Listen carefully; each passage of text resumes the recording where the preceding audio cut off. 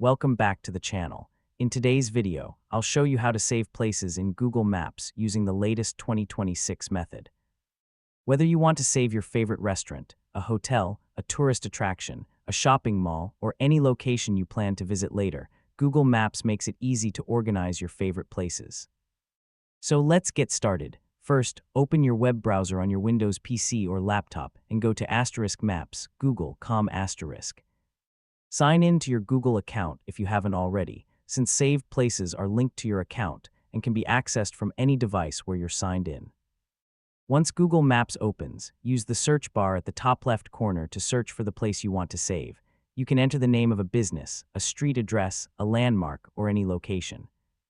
After selecting the correct place from the search results, an information panel will appear on the left side of the screen.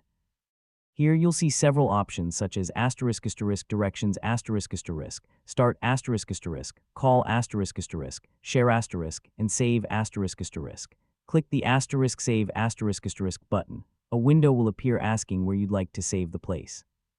You can choose one of Google's default lists, such as *favorites*, want to go*, starred places*, or travel plans*.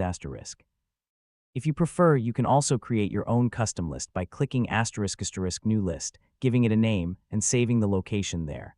Once you've selected a list, click * done if prompted.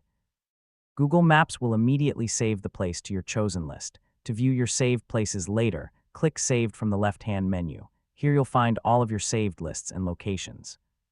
Simply open any list to see the places you've saved, edit your lists, or remove locations you no longer need. Saving places is a great way to organize vacation plans, keep track of restaurants you'd like to try, remember important business locations, or create personalized travel guides for future trips. And that's it. That's how to save places in Google Maps using the latest 2026 method. If you found this video helpful, don't forget to leave a like, subscribe to the channel, and turn on notifications so you never miss another easy tech tutorial. Thanks for watching, and I'll see you in the next video.